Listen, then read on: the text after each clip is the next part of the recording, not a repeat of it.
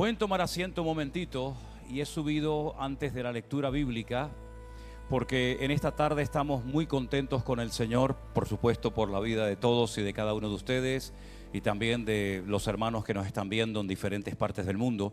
Pero hoy tenemos una visita especial de unos hermanos que yo conocí hace 150 años atrás aproximadamente.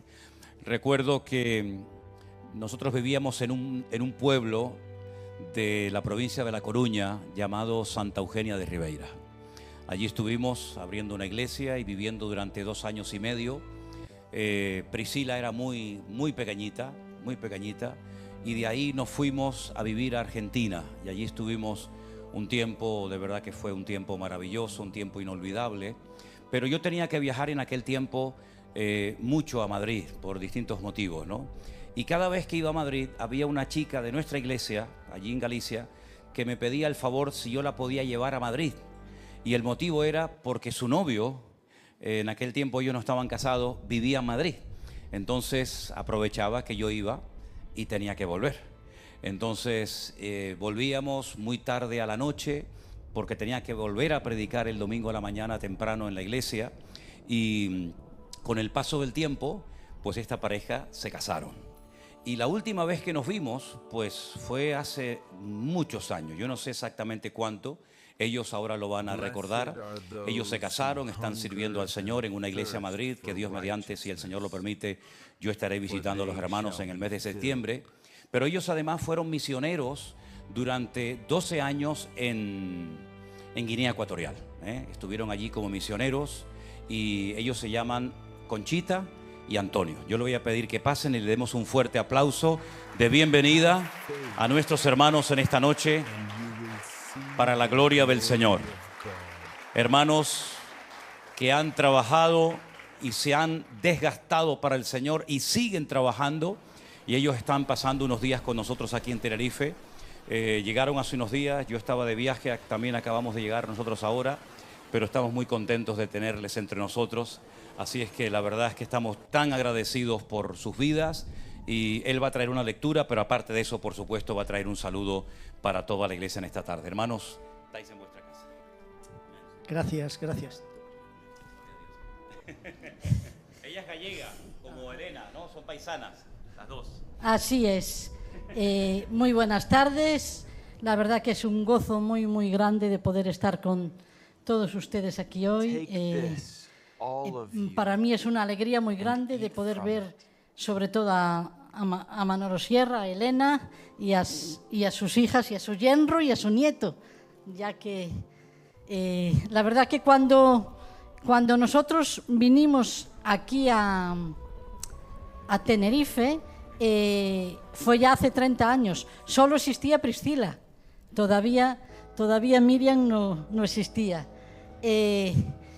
Y en el año 87 fue cuando ahí conocimos a Manolo Sierra, que estaba pastoreando la iglesia de mi pueblo. Yo soy nativa de allí, de Santa Eugenia de Ribeira, y para mí era un gran placer y un honor siempre. Para Manolo Sierra no solo servía pastorear, enseñar en la iglesia y cantar con esa voz tan preciosa que él tiene, ¿no? Sino que a él le encantaba ir a evangelizar por todos los rincones del pueblo, y siempre me decía: Conchita, ¿me acompañas?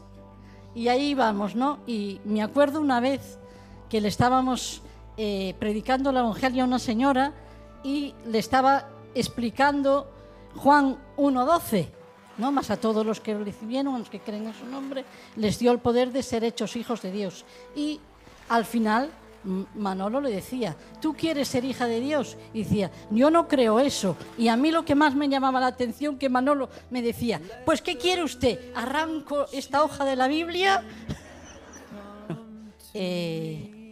Os amamos, oramos por vosotros, y seguir adelante, que vale la pena poder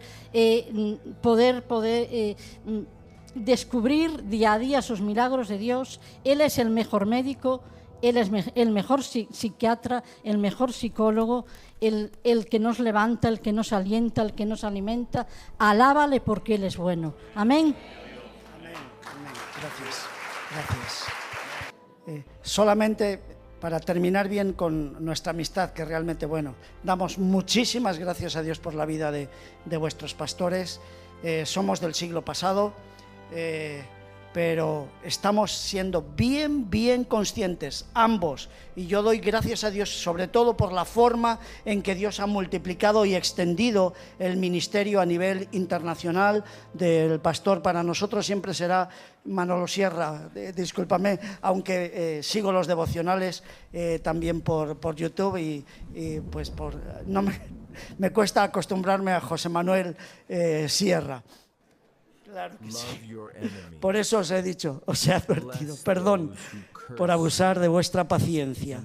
La palabra del Señor siempre es viva. Soy un enamorado y un loco por la palabra de Dios cada día. Y Hebreos capítulo 5, desde el 11 hasta el 13, dice lo siguiente.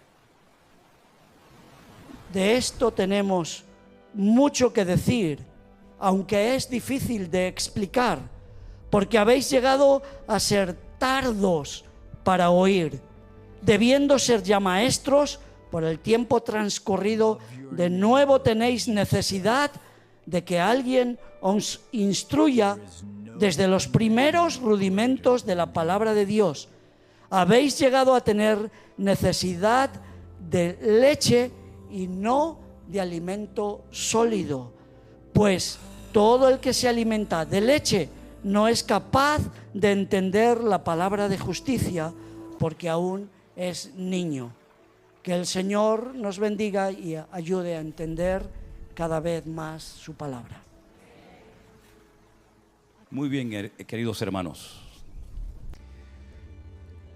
En 44 años que llevo, gracias al Señor, siempre a tiempo completo, uno siempre ha ido, digamos, evolucionando, ¿no? Aprendiendo por aquí, aprendiendo por allá. Y una de las preguntas que en los últimos años yo me he estado haciendo, ¿no? ¿Cómo es posible que haya a veces hermanos que hayan escuchado los mismos mensajes, los mismos cultos, las mismas actividades de todos los demás? ¿Y cómo es posible que algunos todavía no han llegado a ese nivel de madurez que el Señor espera de todos y de cada uno de nosotros? ¿Es que acaso este tema de la madurez es como una especie de suerte, una especie de lotería que a unos les tocó y a otros no? En absoluto. El Señor nos ha capacitado a todos los que hemos nacido de nuevo y nos ha dado todo lo necesario para que nuestras vidas sean vidas fructíferas y eficaces en el reino y podamos llegar a ese nivel de madurez que, por supuesto, no podemos decir que ya hemos llegado, pero por lo menos estamos esforzándonos por alcanzar. Nuestro máximo ejemplo de madurez, sin lugar a dudas, fue nuestro Señor Jesucristo. Él fue perfecto en todos los aspectos de su vida, la forma de hablar, la forma de reaccionar, la forma de tomar decisiones, etc. Y si alguien fue maduro totalmente, de pies a cabeza, ese fue nuestro Señor Jesús. Él es nuestro ejemplo a imitar, ¿verdad? Pero la pregunta es, ¿por qué hay creyentes que parece que maduran más rápidamente que otros? Cuando yo digo todos escuchan lo mismo, todos asisten a las mismas actividades, etcétera, etcétera. A veces es un misterio, realmente les digo, es como el crecimiento de la iglesia.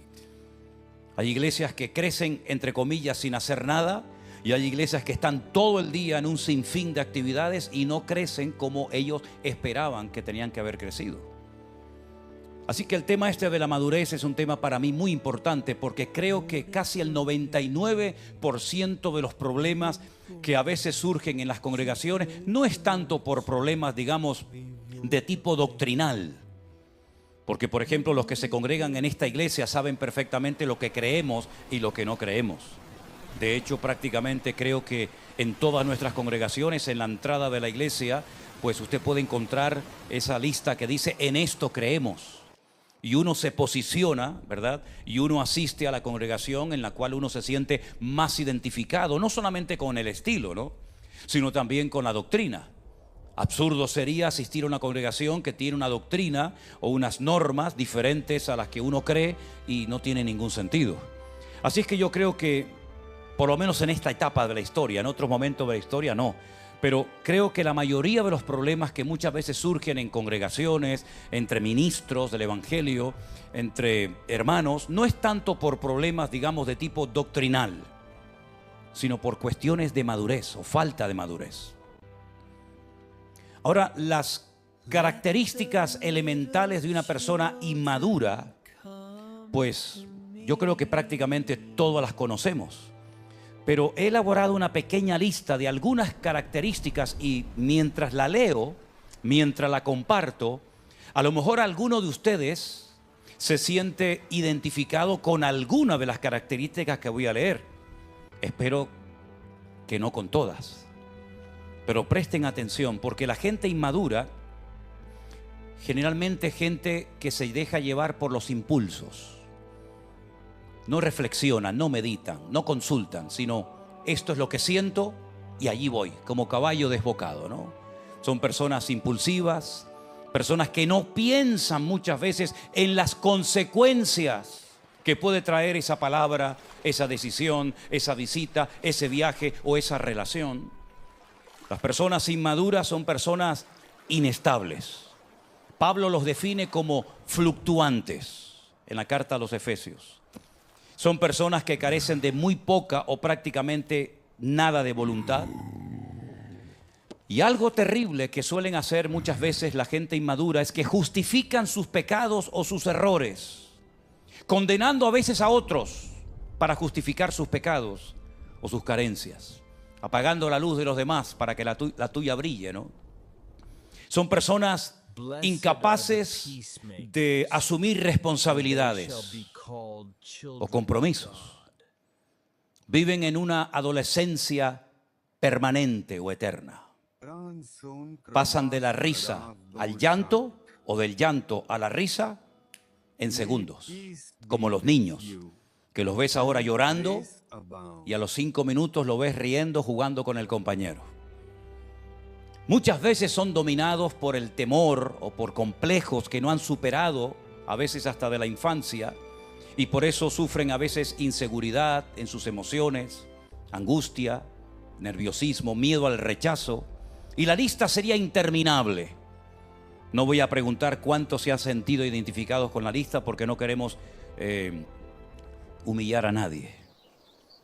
Pero entonces pasemos a la lista o a las características de las personas maduras, ¿les parece? Las personas maduras son personas que alguien los definió como personas autónomas, responsables y estables. Repito, autónomas, responsables y estables. No dependen de las circunstancias, no se dejan arrastrar por el ambiente, sino que ellos, si es necesario, cambian el ambiente y la atmósfera espiritual de un lugar. No son como personas que van a un lugar y parece que son como los camaleones, ¿no? Que se adaptan al lugar y se olvidan de sus principios, se olvidan de sus creencias y ponen su vida en peligro porque comienzan a hablar y actuar como la gente que les rodea. Es interesante notar que en Daniel capítulo 1, cuando Daniel es transportado, llevado cautivo a Babilonia, lugar donde permaneció hasta el día de su muerte, dice la Biblia que desde el minuto 1 que entró y pisó Babilonia, él propuso en su corazón no dejarse contaminar, ni transformar, ni manipular por el ambiente. Y no era fácil, ¿eh? No era fácil. Sin pastor, sin iglesia, sin sinagoga, sin templos, sin sacerdotes, un chaval joven que le cambian su nombre, incluso le obligan a comer cosas prohibidas por la ley de Moisés, como él las conocía perfectamente. Él dice que él propuso en su corazón no dejarse contaminar ni arrastrar por la corriente o por el espíritu de Babilonia. Y lo mantuvo hasta el final de sus días. Babilonia no lo cambió a él, pero en cierto sentido, en muchos aspectos, él cambió a Babilonia y al rey de Babilonia, ¿verdad? Así que las personas maduras son personas que son responsables, asumen compromisos y algo muy importante, se dejan tratar, se dejan moldear por el Señor. No son personas que abortan la obra que Dios ha comenzado a hacer en ellos, cambiándose de iglesia o enfadándose con el que te ha llamado la atención, sino son personas que aceptan el trato de Dios en su vida. A veces duro, a veces difícil, a veces prolongado en el tiempo, pero lo aceptan con agrado. Son personas que aprenden a esperar. No son personas guiadas, dominadas por impulsos, por emociones, por deseos a veces carnales o de ambición propia, sino que aprenden a esperar en el Señor. Aunque la respuesta tarde, ellos aprenden y esperan en el Señor, porque saben que todo bajo el cielo tiene su tiempo. Son personas como por ejemplo aquel joven que siempre ha sido una fuente de inspiración para todos nosotros, José, que lo tuvo todo en contra, ¿verdad? Sus hermanos, sus propios hermanos lo venden, lo traicionan, lo abandonan.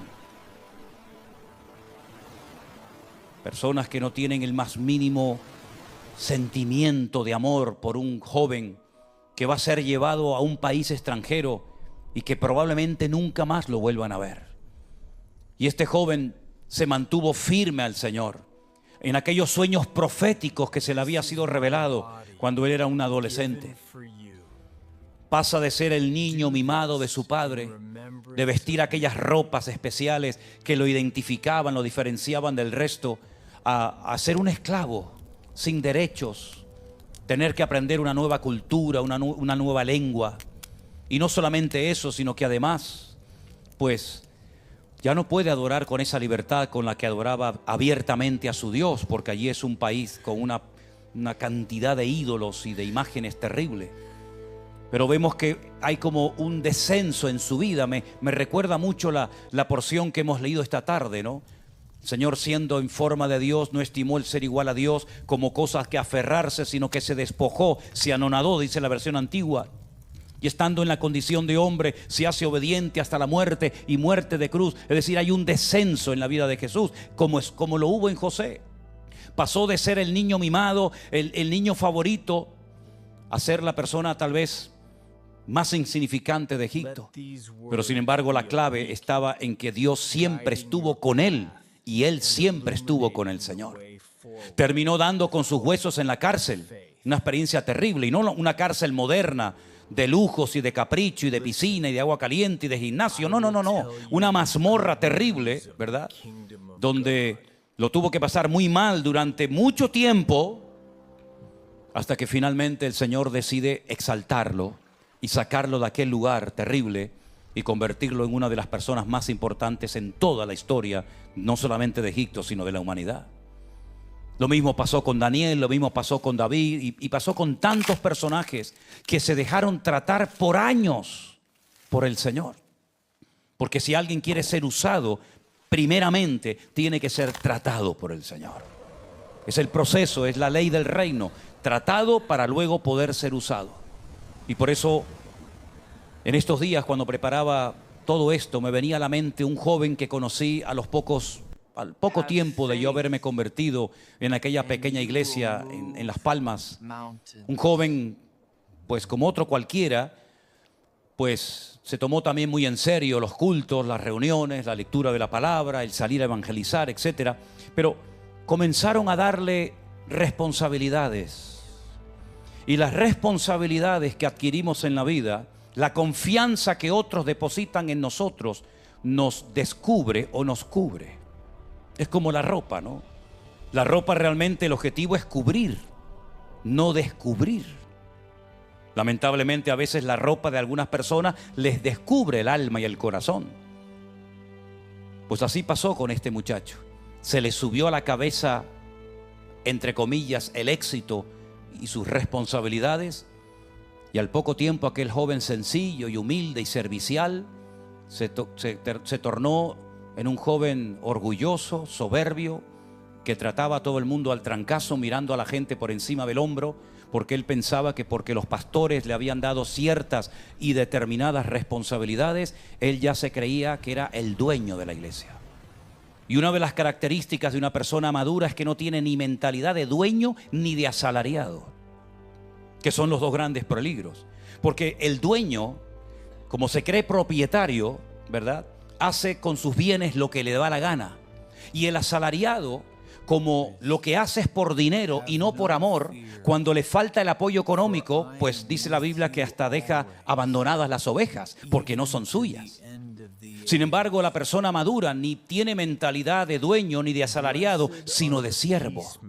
Siervo fiel, siervo responsable, en las duras y en las maduras. Es fiel a su Dios en la adversidad, en la soledad y en la prueba. No importa que no salgas en la fotografía. No importa que no te reconozcan el trabajo realizado. No importa que no te digan las gracias en público. Al fin y al cabo, para quien ha servido y trabajado, ha sido para el Señor. Y una palabra que aparece que es muy, muy importante, que la emplea sobre todo el apóstol Pablo cuando habla acerca de las personas maduras en el reino de Dios, es la de administrador. Esa palabra es la palabra ecónomo. Vosotros sabéis que en cierta ocasión yo enseñé que en la Biblia no todos los esclavos estaban en la misma posición y en el mismo nivel. El más bajo, el escalafón más bajo, eran los uperetas. Eran los que estaban para servir, sobre todo a la hora de limpiarle los pies a los que entraban en la casa de sus amos, de sus señores. Eran también aquellos que iban en galeras, aquellas galeras de aquellos romanos que los mandaban allá abajo y allí estaban remando hasta que morían extenuados y reventados. Esos eran los uperetas, el escalafón más bajo de los esclavos. Luego estaban los doulos, ¿verdad? Nos suena mucho la palabra porque eran aquellos que habían renunciado a su libertad, pudiendo ser libres, decidieron quedarse por amor, servir por amor el resto de sus días a su amo, y eran los que llevaban aquel arete, ¿no? Aquel zarcillo en la oreja como señal de que habían renunciado a su libertad por amor a su amo. Estaban también los ecónomos o los sabios, no los sabios, sino los que conocían pues matemáticas, geografía, agricultura, sabían leer, sabían escribir, y eran lo que Pablo utiliza en la carta a los Gálatas como los ayos, aquellos que le enseñaban al futuro heredero pues todo lo que éste sabía hacer, ¿verdad? Hasta que el heredero crecía y automáticamente el ayo pasaba a un segundo plano. Y así podemos ver a lo largo y ancho de la Biblia que los esclavos no tenían ningún tipo de derechos, no tenían vacaciones, no tenían jubilación, no cobraban el paro, sino eran personas que habían perdido su libertad. Y en cierto sentido, queridos hermanos, eso es lo que nos ha pasado a nosotros. Hemos perdido lo que nosotros consideramos nuestra libertad para decidir y para ir a donde queríamos. Como le dijo el Señor a Pedro, cuando eras joven ibas a donde querías, mas cuando seas viejo te ceñirá otro y te llevará donde no quieras ir. En otras palabras, la renuncia de la voluntad con gozo y con alegría es una de las características del creyente maduro. Como Cristo tuvo que renunciar a su propia libertad a la noche que fue entregado en el huerto de Getsemaní. Padre, pasa de mí esta copa, mas no se haga mi voluntad, sino la tuya. En otras palabras, tiene un espíritu de servicio, se goza en el servicio. Aunque nadie se lo pida, es una persona que tiene iniciativa. No es un cero a la izquierda, no es una persona que siempre está viendo lo que otros hacen, sino es una persona que motiva. Es una persona que no depende de una llamada, no depende de una visita, no depende de ningún estímulo externo, sino depende única y exclusivamente de su comunión y de su relación con el Señor. La persona madura, la meta de la vida de una persona madura es servir a Dios, servir a los demás. Se goza en el servicio. Y por supuesto, no solamente es constante y no solamente es responsable, sino que también es una persona que está dispuesta a dar su vida por lo que hace. Y todas estas características las vemos en nuestro Señor Jesucristo. Él dio su vida por amor a nosotros, sin tener que hacerlo, pero lo hizo. Y llegó a decir, yo no he venido a ser servido, yo he venido a servir y a dar mi vida en rescate por muchos. Amén, hermanos. La pregunta que hice hace unas semanas atrás, la vuelvo a hacer esta tarde. ¿Queréis ser maduros? ¿Estáis dispuestos a pagar el precio? La edad no tiene nada que ver con la madurez. Teóricamente, con la edad o con el tiempo de conversión, ya tendríamos que tener un cierto nivel de madurez en todos los aspectos y áreas de nuestra vida. Pero muchas veces no es así. Te puedes encontrar una persona joven que es más madura que gente que tiene una cierta edad, ¿verdad? Le pasó a Timoteo cuando Pablo lo deja como pastor al frente de la obra en Éfeso. Pablo pastoreó esa congregación 2 años y deja a Timoteo al frente de la misma. El día de la despedida, pueden leerlo en Hechos capítulo 19, Pablo dio un mensaje tremendo. Llegó a decir cosas tan fuertes, tan duras como esta: yo sé que después de mi partida se levantarán entre vosotros los lobos rapaces que no perdonarán al rebaño. Nadie espera que de un grupo de ancianos, un grupo de liderazgo, un grupo de siervos de Dios se terminen despedazando entre ellos y dividiendo la obra y atacando al que Dios ha puesto al frente. Pues eso fue lo que pasó en la iglesia de Éfeso. Claro, Timoteo siempre había estado a la vera, ¿no? Siempre había estado pegado. Era el que seguía al apóstol Pablo, pero ahora él ha tomado el 100% de la carga, el 100% de la responsabilidad y se lo quieren comer. Es joven, enferma, parece que no tiene mucha experiencia y entonces probablemente le escribe a Pablo diciendo: sácame de aquí, me estoy quemando, me van a destruir, me van a quemar. Y el apóstol Pablo le escribe una carta y una de las cosas que le dice para animarlo es: sufre penalidades como buen soldado de Jesucristo. Y me imagino que Timoteo, cuando leyó aquello, dijo: pero hombre, yo pensé que me iba a decir, bueno, coge el barco y vente para acá. No, quédate ahí, cumple con tu ministerio y predica la palabra a tiempo y fuera de tiempo y echa mano de la vida eterna.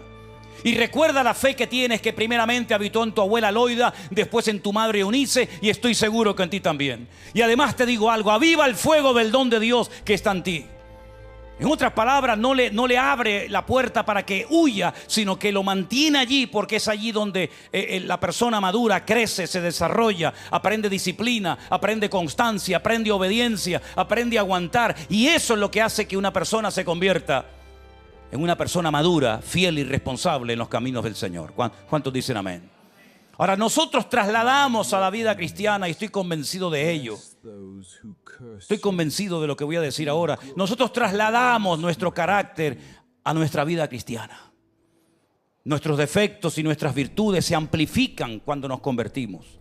Sale lo mejor y lo peor de nosotros cuando se nos pone la lupa del Evangelio encima de nuestra vida. Y nuestro carácter, que puede ser nuestro mejor aliado, se puede convertir en nuestro peor enemigo. Hasta el punto que el mismo apóstol Pablo llegó a decir: miserable de mí, ¿quién me librará de este cuerpo de muerte? Puesto que llegó a admitir, sí, el apóstol Pablo llegó a admitir y lo escribió para que toda la cristiandad que viniera en el futuro lo supiera, las tremendas luchas personales e internas que él llevaba adelante en su vida. Hasta el punto que dice: lo que quiero hacer no lo hago, sino lo que hago lo que no quiero, y hallo esta ley que mora a mí. En otras palabras, Pablo pone su corazón encima de la mesa, porque una persona madura es una persona que reconoce sus defectos, no los tapa, sino es una persona que admite que necesita ser tratado, cambiado, moldeado. Es una persona que no tapa, ¿verdad?, sus debilidades, sino que al contrario las confiesa. Y entonces es cuando oímos la voz de Dios que nos dice: diga al débil, fuerte soy, y mi poder se perfecciona en la debilidad.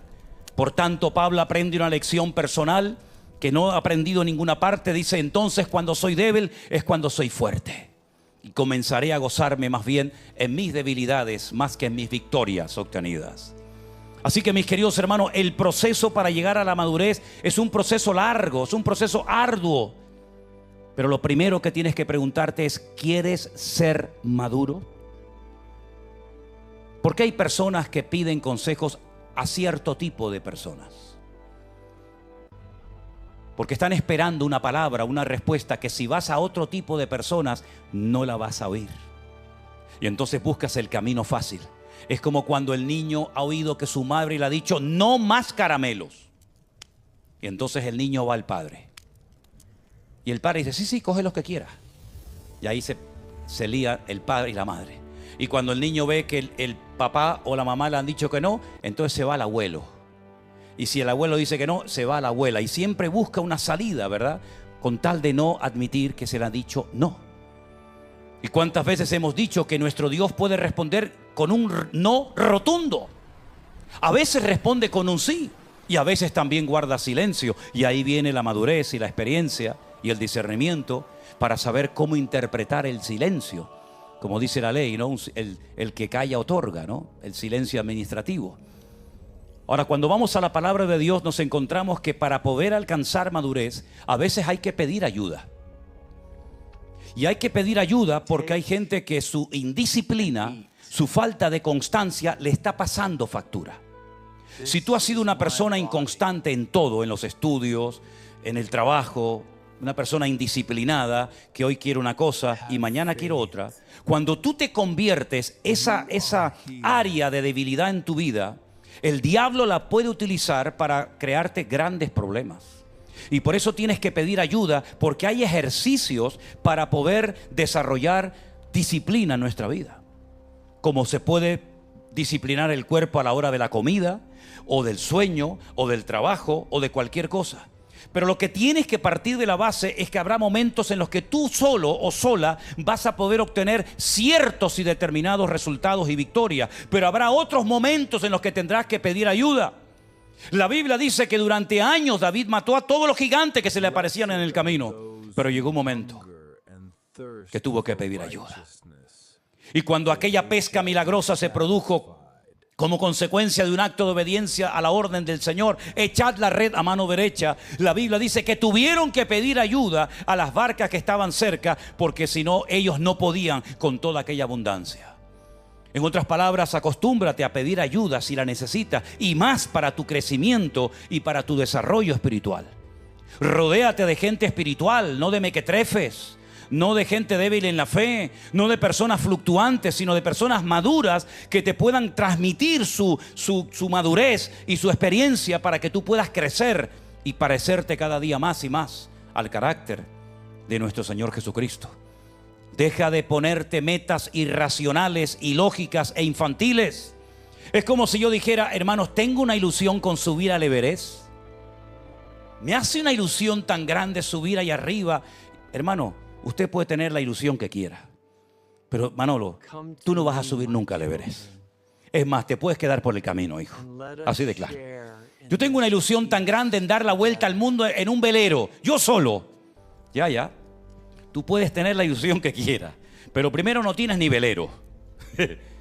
Y en segundo lugar, tú no vas a dar la vuelta al mundo, no vas a salir en el barrio. Te vas a perder en el barrio. Es decir, hay gente que tiene una imaginación peligrosa, porque te hacen creer y crear una falsa expectativa de que en cualquier momento tu vida va a cambiar y va a aparecer lo que no ha aparecido nunca, pero de momento, en un momento y en un abrir y cerrar de ojos. Ya iba a decir, se tocará la trompeta y los muertos en Cristo, ya me iba a ir por otro mensaje. No, ese no es. No es así, querido hermano, cómo funciona esto. Tienes que tener paciencia contigo mismo y con los demás, porque la madurez no llega en 2 días.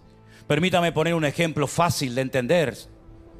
Cuando una mujer se queda embarazada, hay momentos que ya lo siente, ya sabe que está ahí, se mueve.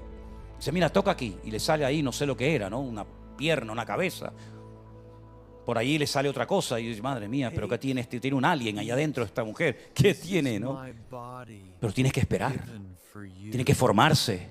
No es cuestión de 2 días, de un mes, de 2, de 3, sino hay que esperar un crecimiento. Hay que esperar que llegue el momento exacto. Y cuando llegue el momento, tú no te preocupes que va a salir. Nosotros llevamos la presencia del Señor en nuestras vidas. Somos el templo del Espíritu Santo de Dios. ¿Cuántos dicen amén?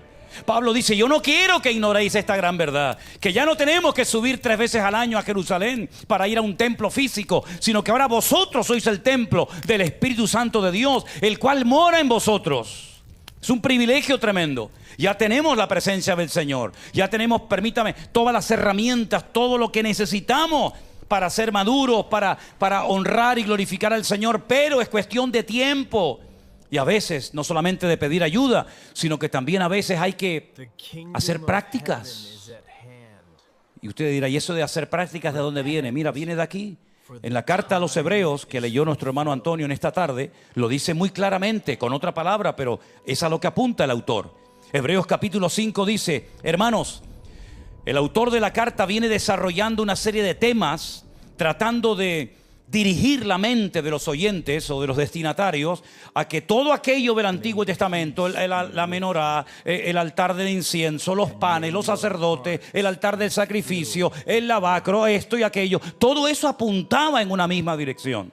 Hay un hilo conductor que nos lleva a la figura, a la persona de Cristo.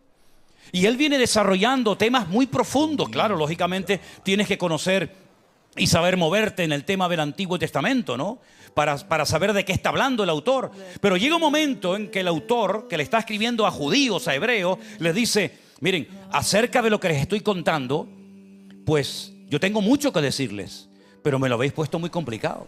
Me lo habéis puesto muy difícil porque os habéis convertido en gente tarda para oír. Es todo lo contrario a lo que Santiago dice, que tenemos que ser tardos para hablar y prontos para oír. Y resulta que estos invirtieron el orden.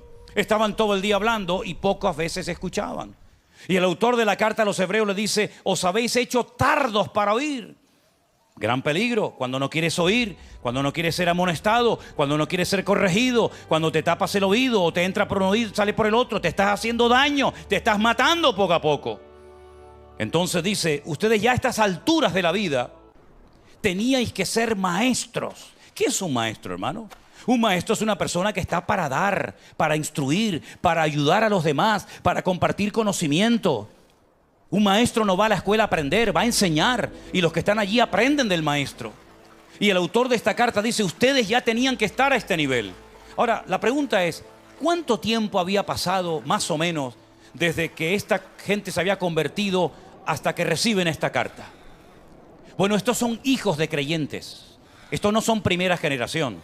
Esta carta fue dirigida a hijos de creyentes, es decir, ya son la segunda generación. Bueno, aquí en esta congregación y en nuestro ministerio hay gente que ya son de segunda, de tercera y hasta de cuarta generación.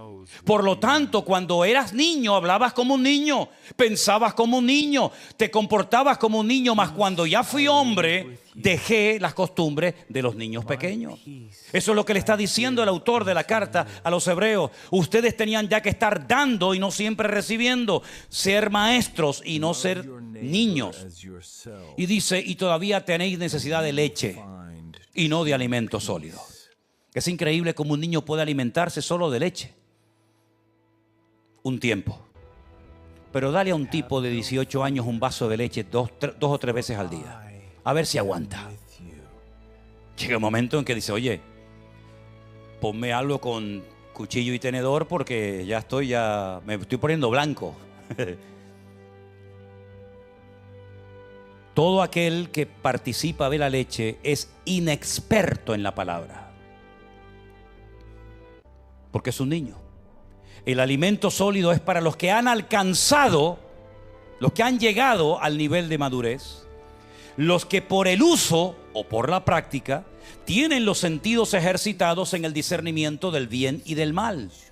Si no son personas de brazos cruzados, no son personas que están viendo los defectos de los demás para ver cómo justifico los míos. No.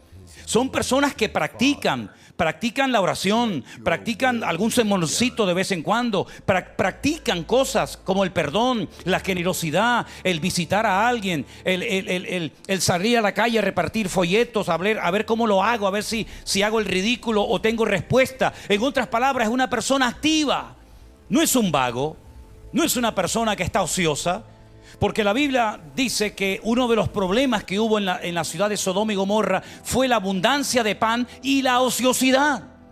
Muchas veces decimos Sodoma y Gomorra es que eran de una promiscuidad sexual terrible, y es verdad, pero nos olvidamos de que dos grandes pecados o defectos de la gente de Sodoma y Gomorra era la abundancia, el tener demasiado, y además de eso, la ociosidad. Se aburrían. Y yo he dicho que para no pecar, procura estar siempre activo en las cosas del Señor. Y si estás activo, no vas a tener tiempo ni para pecar, ni para desanimarte, ni para deprimirte. Pero la persona que tiene cosas y encima dispone de demasiado tiempo libre y no le invierte en el Señor, es vulnerable a cualquier dardo de fuego del maligno en su vida.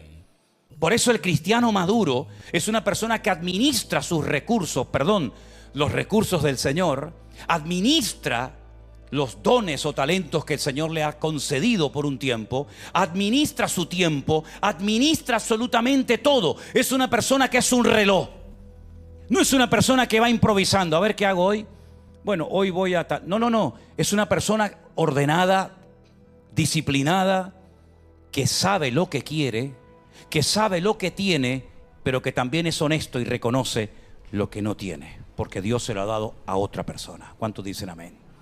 ¿Se acuerdan ustedes cuando Pedro y Juan subieron a las 3 de la tarde a orar al templo? Había un mendigo cojo de nacimiento que esperaba recibir algo de ellos. Extendió la mano y Pedro y Juan se le quedaron mirando y le dijeron: no tenemos. Pedro y Juan, pastores de una iglesia de más de 20,000 personas, no tengo ni plata ni oro. Efectivamente, porque eran administradores, no eran dueños, no eran propietarios de las finanzas de la iglesia, sino que administraban las riquezas que tenía la iglesia en aquel momento. Pero a título personal, ellos no mintieron cuando dijeron: no tenemos en este momento nada económico que ofrecerte. Además, aunque lo tuviéramos, tu problema no se soluciona con dinero. Pero tenemos otra cosa, tenemos algo mejor que el dinero. Más que el poder económico, tenemos el poder del nombre, sobre todo nombre de Cristo. Así que a ti te digo: levántate, toma tu lecho y anda. Y dice la Biblia que caminó y glorificó a Dios y entró al templo con ellos. En otras palabras, el cristiano maduro sabe lo que tiene y lo que no tiene. Por eso no se mete donde no lo llaman. Por eso es una persona prudente. Por eso es una persona que sabe en qué parcela me tengo que mover y en qué terreno no te metas, porque ese no es tu terreno, hermano y hermana. Sin embargo, el inmaduro va picoteando de flor en flor. Será esto, será aquello, porque en el fondo no sabe ni lo que quiere. Hoy le gusta a Juan, mañana le gusta a Pedro. Pasado le gusta a María, el otro día le gusta a Antoñita. Y así va cambiando de flor en flor y al final no sabe ni lo que tiene. ¿Y sabe lo que produce la inmadurez en la vida de una persona? Insatisfacción. Y no hay nada peor que ver un cristiano o una cristiana insatisfecho, porque le ha dado tanto lugar a la inmadurez que se ha convertido en una persona que vive, pero no sabe ni por qué está en este mundo. Todos y cada uno de nosotros hemos nacido por la voluntad de Dios. ¿Cuántos dicen amén? Si alguien lo duda, te lo vuelvo a repetir. Todos y cada uno de nosotros hemos nacido porque Dios lo permitió que naciéramos. ¿Pero para qué? ¿Para qué? ¿Qué sentido tiene la vida? ¿Qué sentido tiene la vida? Los 40, 50, 60, 70, 80, 90 o 100 años que vayamos a vivir, si es que llegamos, ¿qué sentido tiene en ese tiempo? Sabemos lo que ya hemos gastado, no sabemos cuánto nos queda. Por lo tanto, organicemos y planifiquemos nuestra vida de tal manera que el Señor diga: este hombre, esta mujer ha llegado a un nivel de madurez que sabe para lo que está en esta vida. Y estamos en esta vida ahora que hemos nacido de nuevo para honrar y servir al Señor todo el tiempo de nuestra vida. ¿Cuántos dicen amén? ¿Lo estás haciendo? ¿Lo estás haciendo? Queridos hermanos, los destinatarios de esta carta tenían un gran problema, que se habían quedado raquíticos. Qué bonito es cuando vemos a un niño pequeño, ¿no? Y vemos los deditos chiquititos, qué bonito, ¿no? Esos piececitos tan lindos.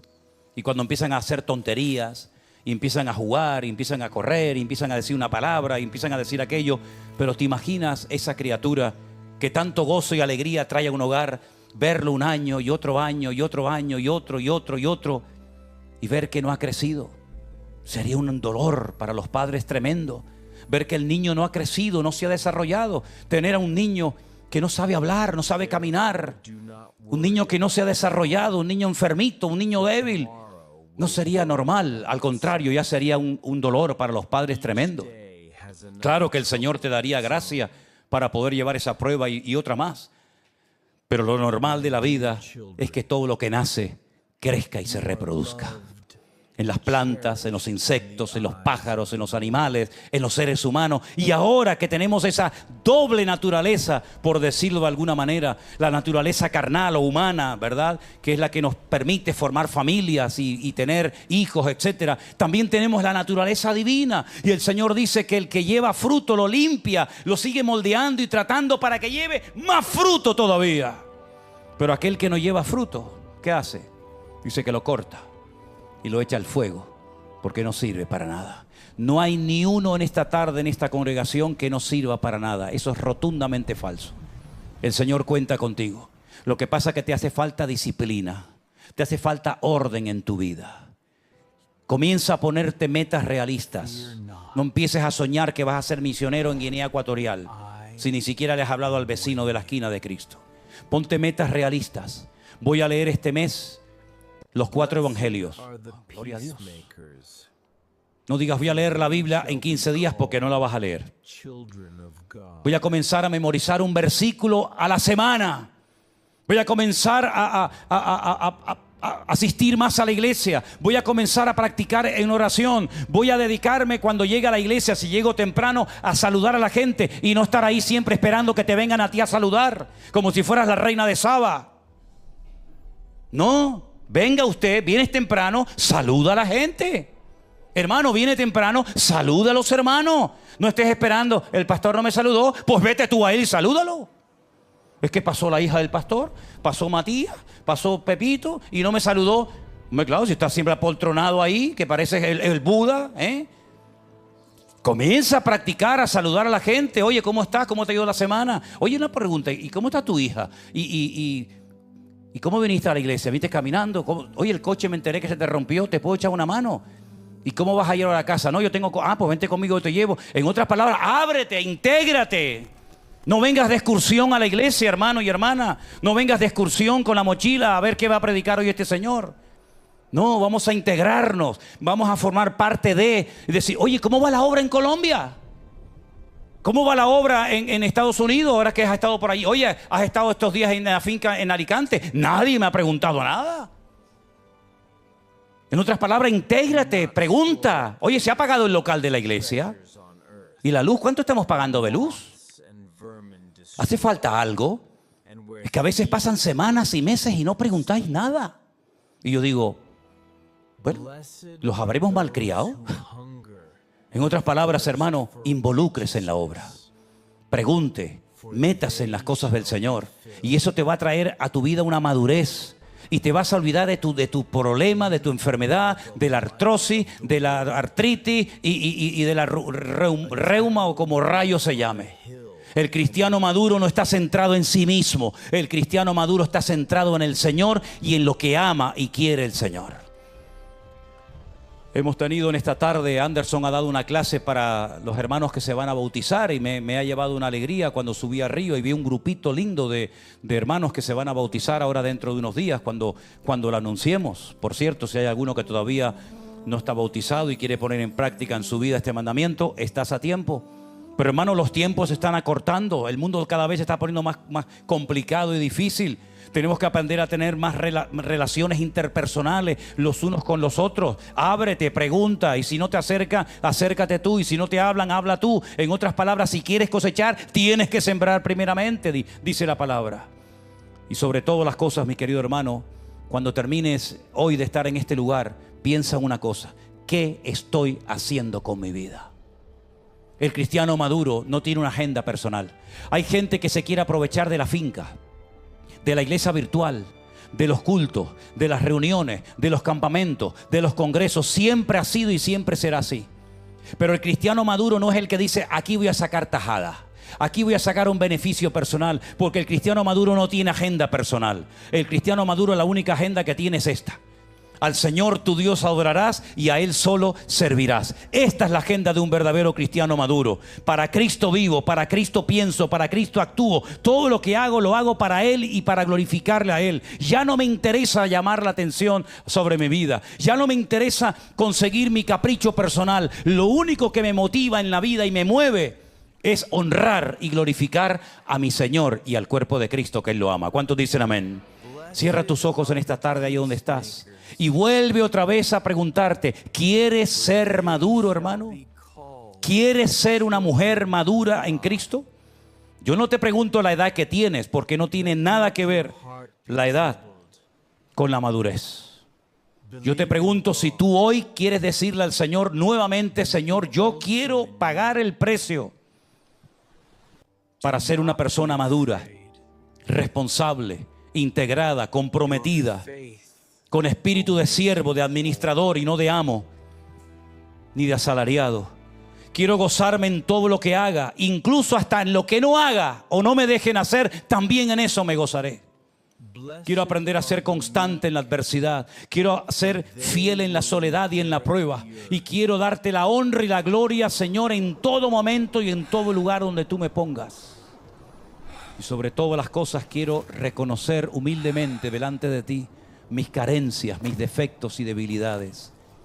Porque solamente tú me puedes ayudar a cambiar. Y muchos de los que estamos aquí esta tarde queremos cambiar, pero para bien, no para peor. A veces algunos cambian en la vida, pero para peor. Pero tú, Señor, nos quieres llevar de gloria en gloria, de bendición en bendición y de triunfo en triunfo. Y por eso en esta tarde, Señor, respondemos a tu palabra: heme aquí. Aquí estamos, Señor. Solamente aquellos que hayan entendido el mensaje. Repito, solamente aquellos que hayan entendido el mensaje y quieran verdaderamente llegar a ese nivel de madurez, que se puede llegar, no te quepa la menor duda, se puede llegar, hermano y hermana. Solamente los que quieran verdaderamente llegar a ese nivel de madurez, ponte de pie si así lo sientes en tu corazón, y juntos cantaremos una alabanza a nuestro buen Dios y oraremos juntos para que el Señor nos ayude a ser un pueblo unido y maduro para la honra y la gloria del Señor. Aleluya. Gracias, Padre Santo. Te adoramos, Jesús. Aleluya. Gracias, Señor Jesús, por tu presencia en esta tarde entre nosotros. A ti la gloria y la honra, mi Señor. Gracias porque nos permites congregarnos, alabarte, glorificarte a ti, Señor. Y aquí en este primer domingo del año te damos toda la gloria y la honra a ti, Señor. Gracias por el privilegio que nos das de poder congregarnos, de poder estar aquí delante de tu presencia. Gracias por todo lo que tú has hecho por nosotros en el año pasado y por todo lo que continuarás haciendo en este nuevo año, Señor. Bendito sea tu nombre, mi Señor. En el nombre de Jesús. Aleluya. Vamos a participar en esta tarde del pan y del vino, recordando la muerte, la resurrección y la venida del Señor. Y yo les decía a los hermanos en el culto anterior que hoy mismo recibía un correo de un matrimonio de hermanos del Salvador que están como misioneros levantando obra entre la comunidad latina en Suecia. Y el hermano me decía que llevan meses con la iglesia cerrada, que se están alimentando con los cultos que hacemos aquí en la iglesia. Es decir, que el hecho de poder estar aquí esta tarde nosotros con las puertas abiertas, celebrando una reunión para el Señor, ya es un motivo de alegría, porque hay muchísimos hermanos nuestros en muchas partes del mundo que no se pueden congregar. Así es que damos gracias al Señor por esta oportunidad. Los hermanos que nos van a ayudar a repartir la Santa Cena, si pueden pasar un segundito adelante, por favor. Y vamos a orar para que el Señor bendiga en esta tarde este momento tan importante. Gracias. Bendito sea tu nombre, oh Dios.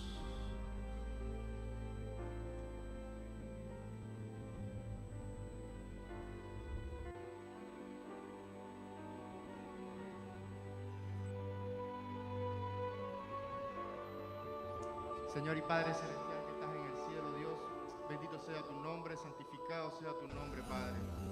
Gracias te damos por tu misericordia, por tu bondad, Padre. Gracias por cuidarnos, por apartarnos. Gracias por tu Hijo y por tu salvación, Dios. Gracias por esa muerte en la cruz y ese sacrificio, Padre, que hoy celebramos. Hoy damos a conocer, Señor, no solo el sacrificio, sino la segunda venida de tu Hijo, Padre, que esperamos, Señor, con ansias, con amor, con deseos, Padre. Bendice este tiempo, Señor, y que sea de edificación para nosotros. Te lo rogamos, Dios, en el nombre de tu Hijo Jesucristo, Padre. Amén. Amén, amén. Pueden tomar asiento, hermanos. Los hermanos van a pasar a repartirles su copa, su trocito de pan. Esperamos después todos juntos.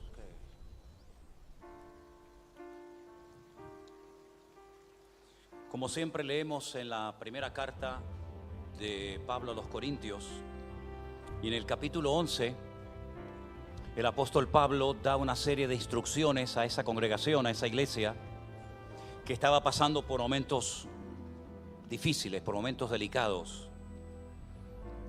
Y Pablo le dice a los hermanos de Corinto: al anunciaros esto que sigue, no os alabo, porque no os congregáis para lo mejor, sino para lo peor.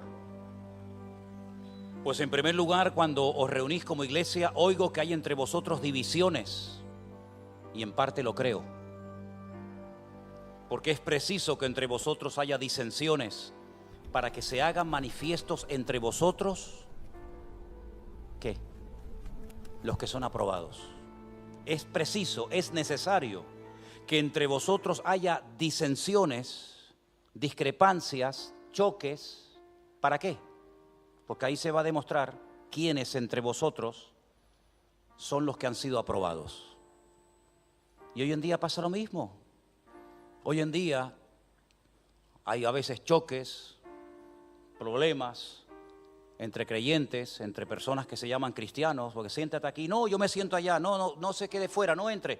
Y yo digo, pues sí, es lo mismo, es exactamente lo mismo. 2000 años después, siguen habiendo disensiones, siguen habiendo choques, siguen habiendo malas actitudes, malas palabras. ¿Y todo eso para qué?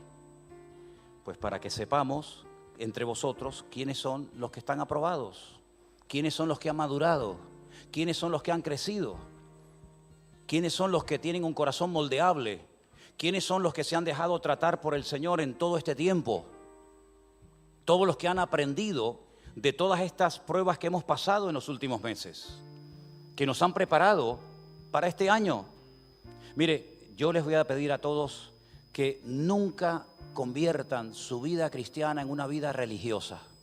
Voy al culto, me siento, canto, levanto las manos, oro, tomo el pan y el vino. Cuando pasan la ofrenda doy lo que sea que tenga que dar. Y todo, pero muy mecánico, muy religioso. Nunca entremos en ese espíritu, sino que todas y cada una de las cosas que hagamos, las hagamos de corazón. Las hagamos sabiendo lo que estamos haciendo. Estos hermanos de Corinto participaban indignamente del pan y del vino porque menospreciaban, no valoraban lo que el Señor le había estado enseñando a través del ministerio del apóstol Pablo. Y no me digan a mí que Corinto no tuvo un buen pastor. No me digan a mí que los hermanos de Corinto no tuvieron buenos maestros. Tuvieron allí a Priscila y Aquila, tuvieron a Apolos, tuvieron a Pedro, tuvieron a Pablo, pero seguían habiendo entre ellos discrepancias, problemas. Y más adelante dice: de manera que cualquiera que coma de este pan o beba de esta copa del Señor indignamente será culpado del cuerpo y de la sangre del Señor. Por tanto, pruébese cada uno a sí mismo, y coma así del pan y beba de la copa. Porque el que come y bebe indignamente, sin discernir el cuerpo del Señor, juicio come y bebe para sí. ¿Y saben lo que dice la Biblia? Esa es la razón por la que hay muchos enfermos y debilitados entre vosotros, y muchos duermen. Porque se tomaban las cosas a la ligera, sin reverencia, sin respeto, sin temor de Dios. Por eso en esta tarde a mí me gustaría que con tus ojos cerrados, sin distraerte por nada ni por nadie, te preguntes: ¿has crecido? ¿Has madurado en este tiempo, hermano? ¿Estás en sintonía con Dios? ¿Estás realmente alineado con lo que Dios está enseñándonos en este tiempo? Que el Señor nos ayude a valorar este momento tan especial y tan importante en la vida de una congregación, como es participar del pan y del vino, recordando cosas tremendas del pasado, pero que tienen plena vigencia hoy en día. Cristo murió por los pecadores, por nosotros, resucitó al tercer día y volverá otra vez a buscar a su amada iglesia. Estas cosas son las que hay que pensar ahora y no otras. Por eso dice la palabra de Dios a través de la pluma, a través del ministerio del apóstol Pablo, lo siguiente: porque yo recibí del Señor lo que también les he enseñado, que el Señor Jesús, la noche que fue entregado, tomó pan, Y habiendo dado gracias, lo partió y dijo: tomad, comed, esto es mi cuerpo, que por vosotros es partido. Haced esto en memoria de mí. Participamos juntos del pan en esta noche, hermanos.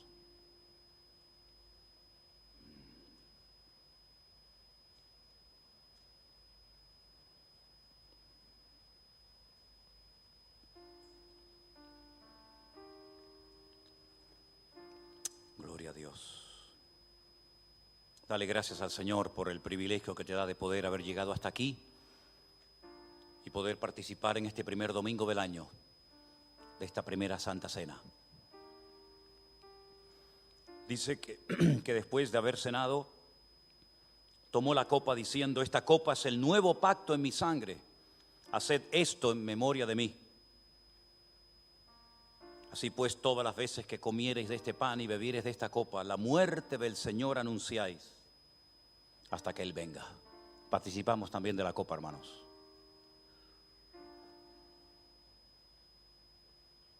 Gracias, Señor Jesús. Bendito sea tu nombre, mi Dios. Gloria a ti, Jesús. Trae renuevo y fortaleza a tu amada iglesia, Señor. Levanta a los que han caído y tropezado y se han enfriado en tus caminos. Y que siempre te demos a ti toda la alabanza y la gloria y el honor como solamente tú te lo mereces, Señor Jesús. Gracias, Padre amado. Gracias, Señor, por esta nueva oportunidad que nos das de congregarnos. Bendito sea tu nombre, mi Dios. Recibe la alabanza de tu iglesia. Recibe la alabanza de tu pueblo aquí reunido, Dios mío. Y que juntos en esta tarde seamos conscientes del privilegio, del honor que nos das de poder estar aquí en tu presencia, alabando y glorificando tu nombre. Santo Dios, póngase de pie conmigo y alabe a Dios. Pueden tomar asiento, mis hermanos. Gloria a ti, Jesús.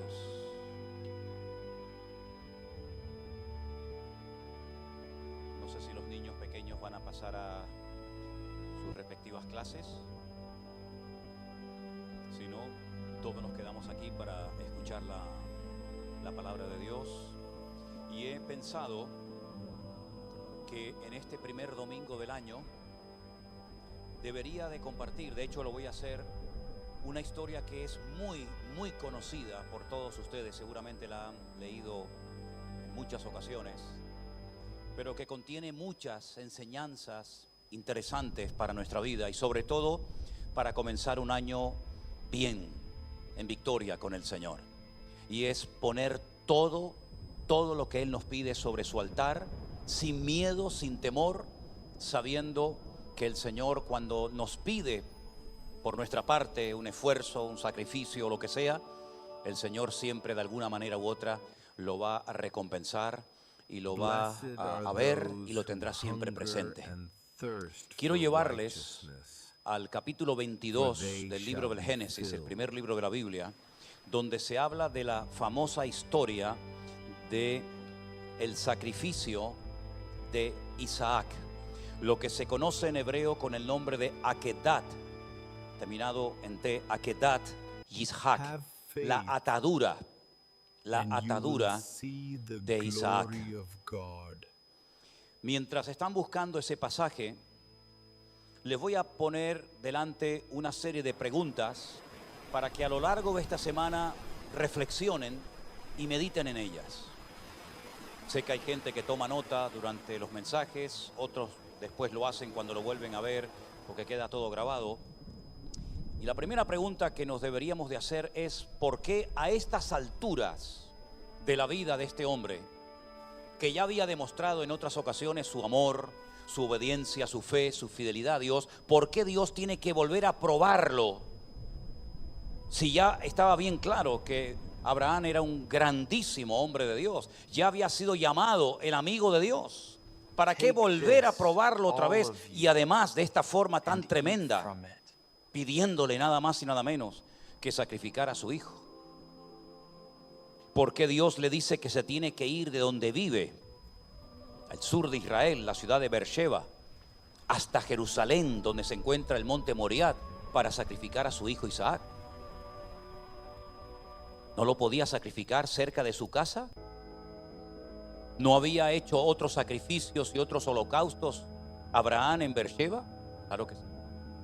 ¿Por qué tener que viajar 72 horas, 3 días de ida y 3 días de vuelta para ofrecer un sacrificio y más en ese lugar? Repito, ¿no podía hacerlo cerca de su casa? ¿Por qué le pide que sacrifique a su hijo Isaac y no a Ismael? ¿O a Sara? ¿O incluso él mismo presentarse como sacrificio delante de Dios?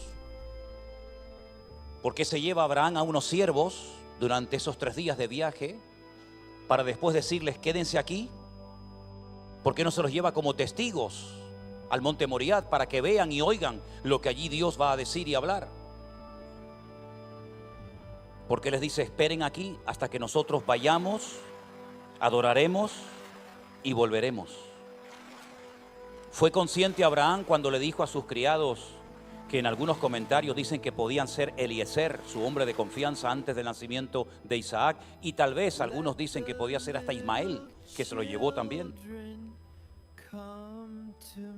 Pues, ¿por qué les dijo, iremos, adoraremos y volveremos? ¿Sabía realmente que los dos volverían? ¿O fue algo profético que él dijo y no fue consciente de lo que acababa de decir? Porque quiero decirles que siempre cuando hablamos de Abraham nos referimos a él como el patriarca Abraham, como el amigo de Dios, como el hombre que fue justificado por la fe. Pero ojo, también el libro de Génesis literalmente nos dice que Abraham fue un profeta. Abraham era un profeta de Dios.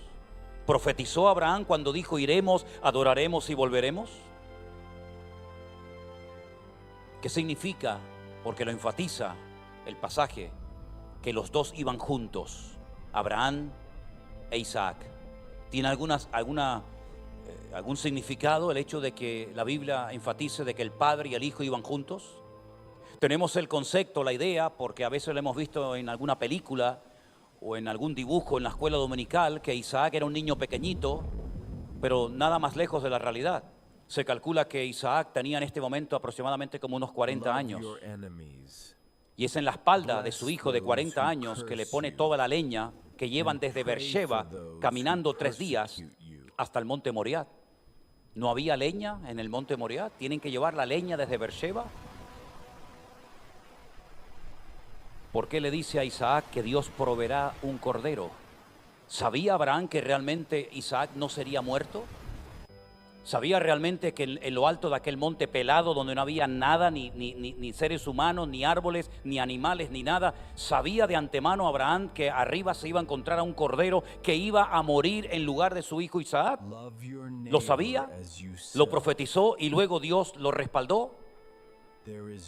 Hay un pasaje en el libro de Hebreos muy interesante que yo, antes de entrar a estudiar el capítulo 22 de Génesis, quisiera leer.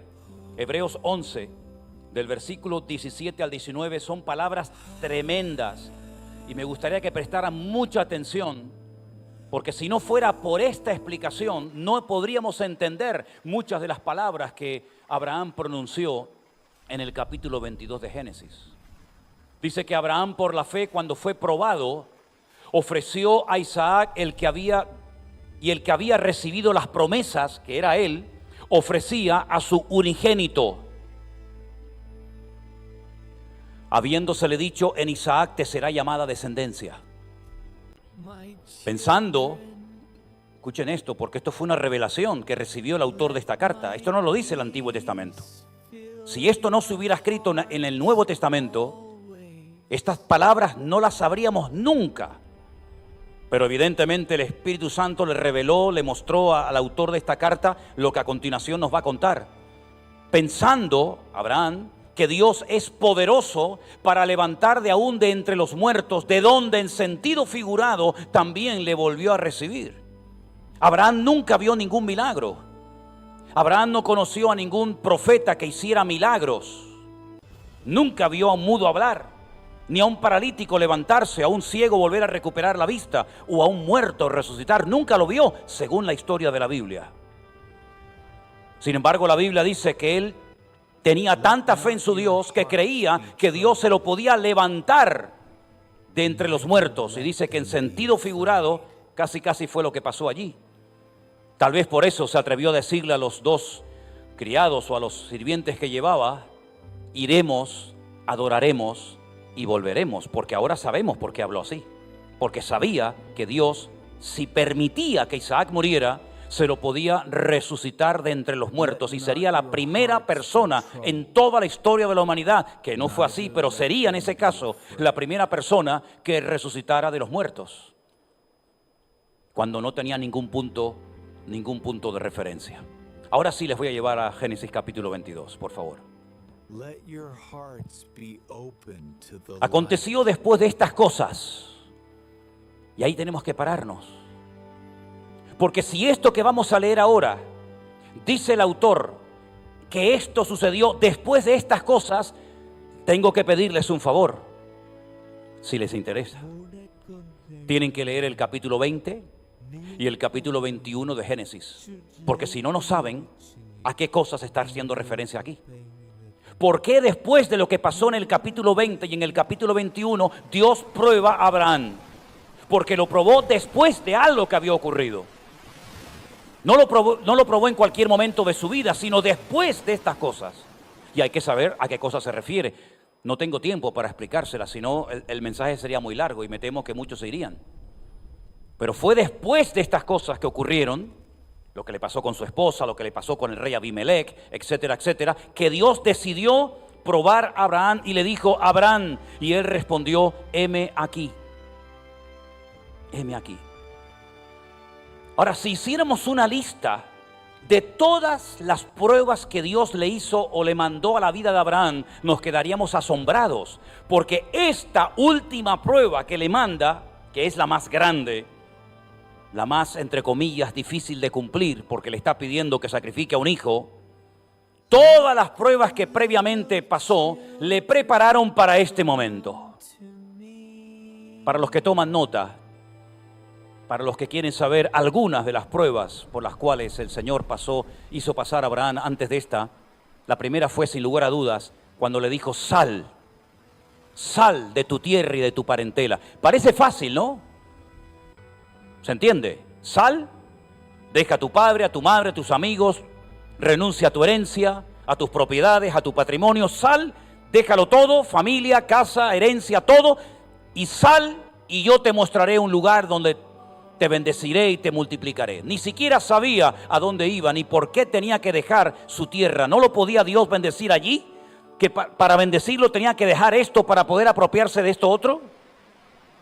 Esa fue la primera prueba, y ahí empezó todo. Si no hubiera aprobado ese primer examen, todo lo demás nunca hubiera ocurrido. Nunca hubiera llegado este momento de la aquedad, de la atadura de Isaac. Porque aquella fue la primera prueba, el primer examen en su vida que tuvo que aprobar. Y lo aprobó, y con buena nota, porque dejó su tierra, su parentela, aunque se le pegó su padre, se le pegó su sobrino, pero salió por fe sin saber a dónde iba. Y literalmente Hebreos 11 dice: por la fe salió Abraham. ¿Cuántos dicen amén? La primera prueba. La segunda, cuando llega a Canaán, ya está en el territorio, ya está en el lugar donde Dios le había dicho que lo bendeciría. Y estando allí, ocurre algo muy significativo, y es que viene una hambruna tremenda al país y no le queda otro remedio, porque no hay agua, no hay pasto para los animales. Tiene que descender a Egipto, y allí pasa un tiempo, y cuando llega a Egipto, segunda prueba, le secuestran a la mujer. Nada más y nada menos que el faraón se enamora de su mujer y se la lleva a su palacio. Una prueba tremenda, tremenda. Pero no fue la primera vez que le secuestraron a la mujer. Después hubo una segunda vez, cuando el rey de Gerar, Abimelech, cuyo nombre significa mi padre es rey, también se enamora de su mujer y se la quita, aunque después se la devolvió, y además lo recompensó con 1000 piezas de plata. Una prueba tremenda, verse de la noche a la mañana sin país, sin tierra y encima sin mujer, porque se la han secuestrado, y a ver quién se atreve a ir al faraón a protestar. Tercera prueba. cuando tuvo que enfrentarse con el rey Kedorlaomer y con todos sus aliados, porque se entera de que su sobrino Lot ha sido secuestrado por reyes terribles, muy poderosos, fieros, y que se han llevado a Lot, su sobrino, secuestrado. Y tiene que armar a sus criados, ir hasta el norte de Israel y allí pelear con ellos, vencerlos y recuperar a Lot y a sus bienes y de ponerlos otra vez en libertad. Una prueba tremenda. Un hombre que no era un guerrero, un hombre que nunca había ido a la guerra, pero Dios lo usó con la edad que ya tenía para obtener una gran victoria y liberar a su sobrino Lot. Y parece que una prueba trae a la otra y otra a otra y así sucesivamente hasta que llegamos a una prueba tremenda donde Dios le revela por primera vez en la historia a un hombre que todo hombre que quiera formar parte del pacto, del trato, del propósito, del plan de Dios, tiene que llevar en su cuerpo una marca que lo va a diferenciar de aquellos que no creen en ese Dios. Una marca que los va a diferenciar de las demás naciones paganas e idólatras. Y me refiero concretamente a la circuncisión. Y él tuvo que circuncidar a todos los que estaban en su casa, incluido a Ismael, que tenía 13 años. Y por si fuera poco, la Biblia dice que él a sí mismo, con 99 años, se tuvo que practicar la circuncisión. ¿Les parece una prueba insignificante? Otra prueba, cuando el Señor le dice, coge a Agar, una esclava que había traído de Egipto, porque salió de Egipto, pero Egipto se metió en su casa. Coge a Agar y a su hijo Ismael y échalos. Y no te preocupes que yo cuidaré de ellos. Otra prueba tremenda cuando tiene que despedir a su hijo amado Ismael y Agar. Pero sin lugar a dudas la prueba más dura y difícil de todas las que tuvo que atravesar es esta. Cuando el Señor le dice, toma ahora tu hijo, versículo 2, tu único, Isaac, a quien amas, y vete a la tierra de Moriah y ofrécelo allí en holocausto sobre uno de los montes que yo te diré. Si leemos con atención el versículo 2, da la impresión en español, en castellano, que Dios le está dando una orden. Toma ahora a tu hijo, a Isaac, y sacrifícamelo. Pero no es así. Esa expresión toma es la famosa expresión que aparece en el Antiguo Testamento como kajna. Esa expresión kajna no significa toma, no es un imperativo, sino es hazme el favor de pasar por esta prueba. ¿Se dan cuenta cómo cambia el sentido del texto? Dios no tenía que probar a Abraham en absoluto, porque ya Dios sabía perfectamente cómo era el corazón y la vida de Abraham. Un hombre, repito, obediente, un hombre fiel, un hombre que es capaz de dejar su familia, su tierra, de jugarse la vida por su sobrino, de despedir a un hijo y a su madre. Por lo tanto, esta prueba como que no tiene sentido, porque Dios sabe perfectamente, antes de probarlo, que si Abraham tiene que sacrificar a Isaac, Abraham lo va a hacer. Por lo tanto, si Dios sabe que Abraham en su corazón y después en la realidad va a ser capaz de sacrificar a su hijo Isaac, ¿para qué lo prueba? Es que el sentido de la palabra toma, kajna, no es un imperativo, no es una orden, sino es un favor que Dios le está pidiendo a su amigo Abraham. Por favor, Abraham, acepta esta prueba que yo quiero mandar ahora a tu vida. ¿Se dan cuenta cómo cambia el sentido de la palabra? Na, en hebreo, es la palabra por favor, en hebreo bíblico. En hebreo moderno sería bebakashá. Pero na es por favor. Por favor. Dios pidiéndole un favor a su amigo Abraham. Por favor, acéptala. Y claro, lógicamente Abraham, un hombre obediente, aceptó la prueba. ¿Qué es lo que Dios quería demostrar con esto? Porque no es una prueba para que Dios saque conclusiones. Ya Dios tiene las conclusiones de Abraham bien claras. Miren, lo que Dios está dando a entender aquí es, Abraham, acepta esta prueba durísima en tu vida para tapar la boca de todos aquellos que no entienden por qué yo te bendigo tanto. ¿Lo habéis entendido? Acepta esta prueba, por favor, Abraham, para que todo el mundo sepa ¿por qué yo te he llamado mi amigo? ¿Por qué yo me fío tanto de ti? ¿Y por qué yo te saqué de una tierra tan idólatra como donde tú vivías? La tierra de Nimrod, la tierra de Semiramis, la cuna de toda la idolatría y de toda la brujería de la historia. Yo te saqué de allí y te traje a esta tierra y te voy a regalar un país y tu descendencia será numerosísima y serás padre de multitudes. Para tapar todas esas bocas, para tapar todos esos comentarios, por favor, acepta esta prueba que mando a tu vida. Es increíble el trato de Dios con Abraham. La verdad es que me deja sorprendido cómo Abraham acepta lo que Dios le pide, el favor que Dios le está pidiendo a Abraham, su siervo. Y entonces Abraham, dice la Biblia, que lo acepta. Y cuando le dice el Señor, ofrécelo allí sobre un altar, ofrécelo en holocausto, le está diciendo, súbelo. Olá es subir. Es una ofrenda que tiene que subir delante de Dios y tiene que marcar en el mundo espiritual a partir de ese día un antes y un después. Porque esta va a ser la prueba y va a ser el cuadro gráfico más claro en toda la historia bíblica de cómo tiempo más tarde otro hijo subirá a un monte muy cercano a ese y ese día se va a cumplir lo que aquí al final no se llevó a cabo porque Dios dio una contraorden. Dios dijo, no lo hagas. Y después vamos a ver por qué sucedió eso. Ahora, lo que me llama mucho la atención es que las explicaciones cuando tuvo que expulsar a Agar y a Ismael fueron extensas y Dios le dio una explicación de por qué los tenía que expulsar. Pero cuando Dios le pide a Abraham que sacrifique a su hijo, que se pegue 3 días caminando hasta el monte Moriah y otros 3 días de vuelta, no le da ninguna explicación, sino simplemente le dice, tómatelo y llévatelo y lo levantas, lo ofreces en sacrificio delante de mi presencia. Lo que me llama muchísimo la atención también es la actitud de Isaac. Porque Isaac, como acabo de decir, no era un niñito de 13 a 14 años o de 8 años, sino era un hombre hecho y derecho de 40 años, que se despide de su madre, y su madre, si leen el capítulo siguiente, cuando él regresa del monte Moriah, ya está muerta. Nunca más Sara volvió a ver a Isaac, e Isaac nunca más volvió a ver a su madre Sara.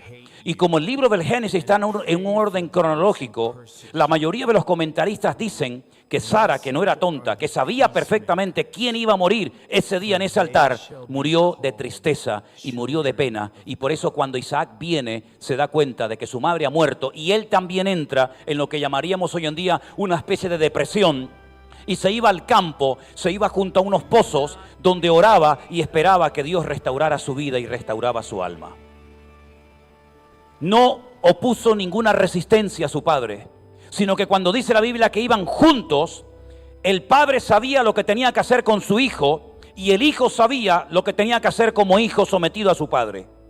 Solamente habló una vez, por lo menos según la Biblia, cómo tuvieron que ser esas largas noches bajo la luz de la luna o de las estrellas, horas y horas sin hablar, delante de un fuego, sabiendo Abraham la prueba tan grande que Dios le ha pedido por favor que acepte, y sabiendo también en lo más profundo de su corazón Isaac que él va a ser la víctima. Solamente habla Isaac una vez en todo ese largo viaje. Padre, veo que has cogido el cuchillo, lo has afilado, yo llevo a mis espaldas la leña, veo que llevas el fuego, todo está preparado y dispuesto, pero aquí falta algo muy importante, y es el cordero, la víctima. ¿Dónde está el cordero? ¿Dónde está el animal? Porque no era la primera vez que Isaac iría con su padre a ofrecer un sacrificio al Señor. Él sabía cómo se hacían los sacrificios. Ya Dios se lo había enseñado a Adán y a Eva, y Abel lo entendió perfectamente. Cuando el Señor, o cuando Dios le dice a Abraham, sacrifícame a tu hijo, entonces el padre le dice a su hijo, el Señor proveerá. El Señor suplirá lo que tú dices que no hay. Entonces ya se acabaron las conversaciones porque Isaac acepta perfectamente que él va a ser la víctima. Y él se deja atar y él se deja poner encima de un altar, que siempre me he preguntado si Isaac estaba tan compenetrado con su padre. Si él sabía que él ese día iba a ser la víctima, ¿para qué lo ata? ¿Para qué lo amarra? Si él no se va a escapar, si él no se va a resistir, pero todo tenía que hacerse según la norma y según lo establecido, ¿verdad? Otra cosa que me llama mucho la atención son las palabras de Abraham cuando le dice que en este monte Dios proveerá. Pero realmente no es lo que dice el texto original. Porque Jehová Jireh, que siempre se dice, no, Dios proveerá. Jireh no significa proveer. Jireh significa observar, ver y escoger. Es decir, en este lugar Dios vio lo que aquí pasó. En este lugar Dios tomó una decisión. Dios escogió este monte para que el día de mañana en este monte Él viva y Él more con su gloria en el famoso templo de Jerusalén. Si ustedes leen, por ejemplo, Segunda de Crónicas, capítulo 3, versículo 1, dice literalmente así: comenzó Salomón a edificar la casa de Dios en Jerusalén, en el monte Moriah. Hebreos capítulo 11 dice que Abraham salió sin saber a dónde iba, pero buscaba la ciudad cuyo arquitecto y fundador es Dios, y dice que la vio, la saludó y la confesó de lejos. ¿Qué fue lo que Abraham vio en el monte Moriah? Hay un cuadro en Jerusalén, en el Museo del Templo, muy interesante. Entrando a mano izquierda hay un cuadro enorme donde se ve una pintura de un altar, y encima del altar se ve supuestamente a Isaac amarrado, Abraham con su puñal en alto, dispuesto a hundirlo sobre su hijo, y cuando él mira al cielo, él ve un edificio de oro, y vio que en algún momento de la historia, en ese lugar, se levantaría un templo, el famoso templo de Jerusalén, donde Dios pondría su gloria durante más de 400 años, hasta que fue destruido por el rey Nabucodonosor. Y fue en aquel lugar donde no solamente Dios le mostró su gloria, sino donde él oyó la voz del ángel de Jehová. Si leemos a partir del versículo 1, el que le habló al Señor fue Dios, y aparece el nombre propio de Dios. Pero cuando él es detenido y el Señor le dice que no lo haga, en el versículo 11 dice, entonces, no dice Jehová, sino dice el ángel de Jehová, le dio voces desde el cielo y le dijo, Abraham, Abraham, y él respondió, heme aquí, no extiendas tu mano sobre el muchacho, ni le hagas nada. El ángel de Jehová, aunque en este momento esté en minúscula, que eso es lo de menos, porque el tema de las mayúsculas o de las minúsculas no existe en hebreo, solamente en castellano, aunque en ese momento, en este texto, la palabra ángel está en minúscula, no les quepa a ustedes la menor duda que el que lo detuvo, el que le dijo no lo haga, fue el mismísimo Señor Jesucristo, el enviado del Padre, el ángel de Dios, el que le dijo alto, no lo hagas, porque él sabía que el que tenía que morir como Cordero de Dios, que quita el pecado del mundo, no era Isaac, sino era el mismo que siglos más tarde, él subiría a un monte muy cerca de allí, el monte Calvario, el monte de la Calavera o el Gólgota, es lo mismo pero en 3 idiomas diferentes, y él tendría que sufrir la muerte expiatoria por la raza humana, pero ese día no habló el Padre deteniendo el martirio, sino que así como terminó en victoria y no en tragedia, la aquedad, la atadura de Isaac, ese día en el monte Calvario, aquello terminó en una tragedia tremenda. Pero al mismo tiempo sabemos que fue la victoria más contundente que Dios jamás ha infringido contra el diablo, porque ese día fue vencido con herida de muerte. Este es el cuadro más hermoso de toda la Biblia sobre la crucifixión de Cristo, el Mesías, miles de años más tarde. Pero si os dais cuenta en el versículo 3, los verbos que aparecen son muy interesantes. Se levantó, enalbardó, tomó, cortó, se levantó, se fue. Todo lo que Dios nos muestra en este versículo, todo lo hizo Abraham en primera persona. Él se levanta temprano en la mañana, no espera al mediodía, sino se levanta de madrugada, aún no amanecido. Dice que madrugó, dice el texto original, madrugó, aunque aquí dice que se levantó muy de mañana. Él fue el que aparejó, el que enalbardó el asno, cosa que tenían que hacer los criados para su amo, pero ese día él lo hizo. Él tomó a sus siervos, él dijo, tú y tú, vengan conmigo. Él fue el que cortó la leña. No tenía que cortar la leña Abraham, para eso tenía cientos y cientos de criados. Pero sin embargo él dice, no, yo hoy corto la leña, un trabajo tremendo. Él se levanta, él va al lugar donde Dios le dice, porque él sabe perfectamente que Dios le está tratando de mostrar algo a él y al mundo. que a lo largo de la historia siempre quedará en la retina, en la memoria, en el mundo espiritual. Es en ese lugar, en esa piedra, donde Abraham subió con Isaac a sacrificarlo, donde hoy en día los musulmanes han construido alrededor, hace siglos, un monumento, digamos, no es una mezquita, es como un monumento, la famosa mezquita de Omar, donde antiguamente se podía entrar y a verla, pero donde hoy en día no dejan a veces ni siquiera subir. Y dicen los judíos que ese fue el lugar, el centro del mundo, el centro geográfico del mundo, desde donde Dios creó el jardín del Edén y todas las demás cosas. Cuando Dios nos muestra en su palabra las palabras proféticas de Abraham, a mí me llama muchísimo la atención cuando él le dice a sus criados, verso 5, iremos allí, adoraremos y volveremos a vosotros. Abraham en lo profundo de su corazón conocía a Dios. Él sabía perfectamente que aquí hay algo extraño, que yo no entiendo, no termino de captar, probablemente diría Abraham, pero yo me fío de mi Dios. Porque Él me sacó de una tierra de bárbaros. Él me sacó de un lugar de salvajes, donde sacrificaban niños, mujeres, personas, víctimas inocentes. Y ahora mi Dios, que lo conozco y le llevo sirviendo durante años, que me ha mostrado tanto su fidelidad y su poder, a pesar de mi avanzada edad, a pesar de mis limitaciones como ser humano, seguramente esas luchas privadas, personales, que no expresa Abraham, sabía perfectamente que Dios no iba a permitir que él sacrificara a su hijo, porque además, sacrificar a su hijo significaba renunciar al futuro.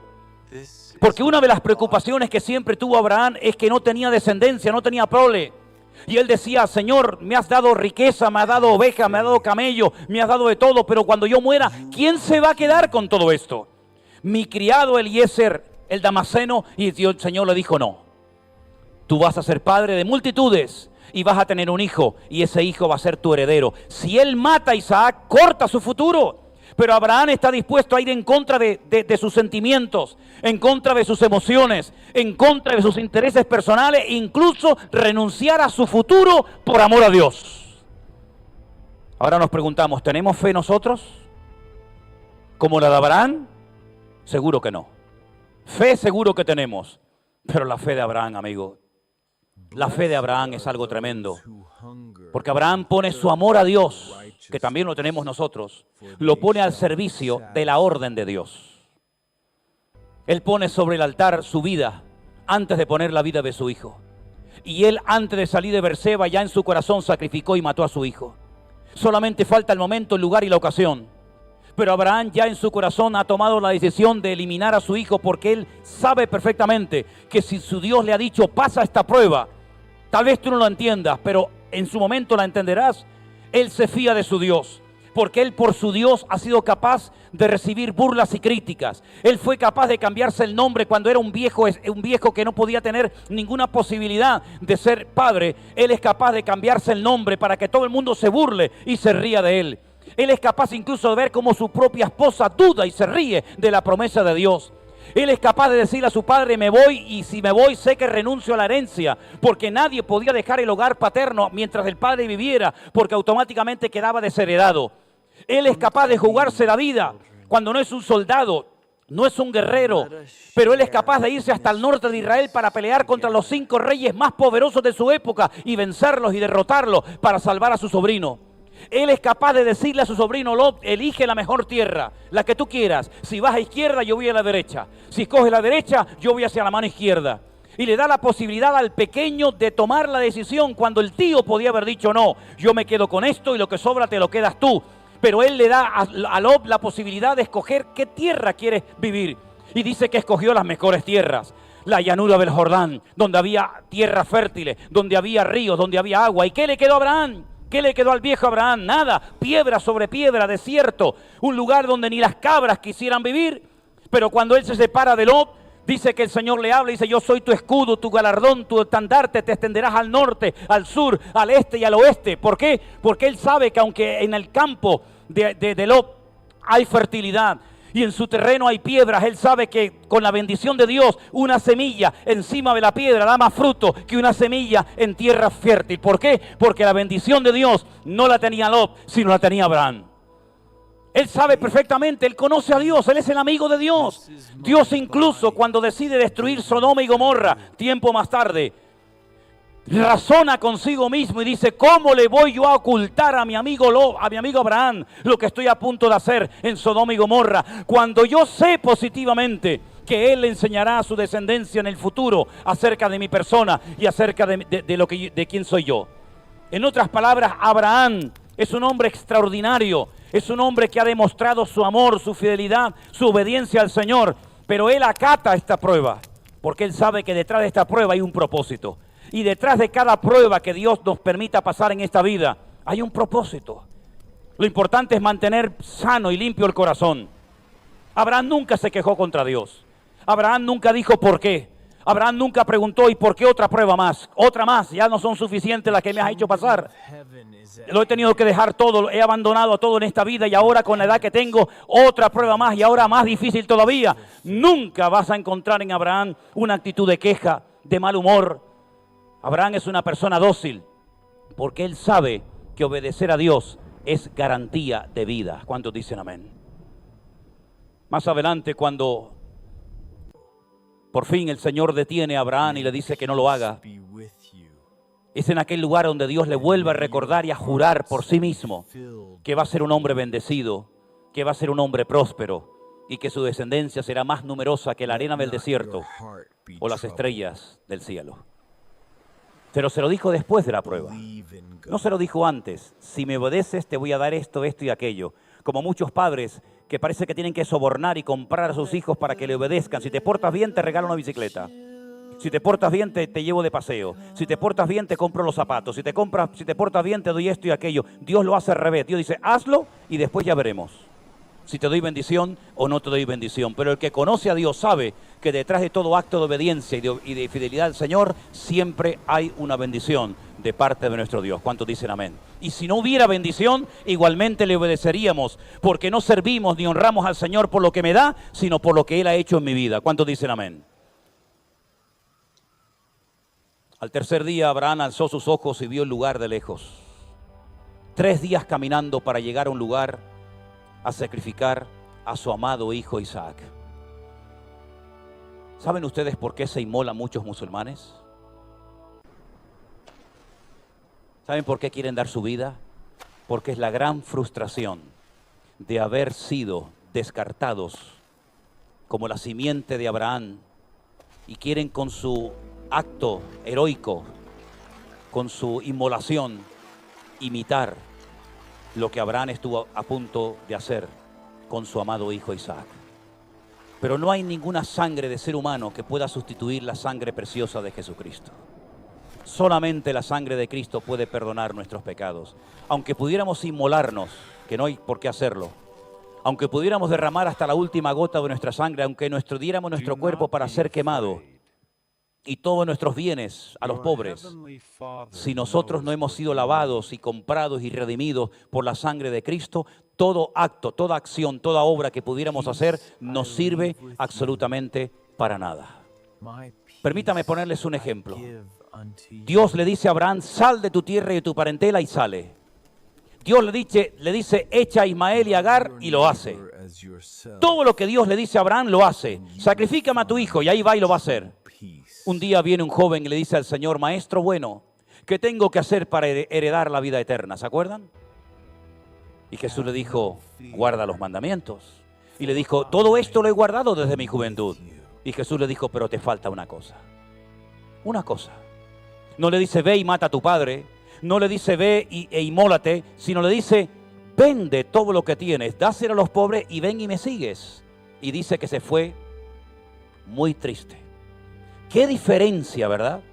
Abraham le dice, sacrifícame a tu hijo, sal de tu tierra y de tu parentela, expulsa a Ismael. Todo cuanto Dios le pide a Abraham, sin necesidad de darle una recompensa, de ponerle un caramelo en la boca para engatusarlo, lo hace a rajatabla. Y a este solamente le pide una pequeña cosa.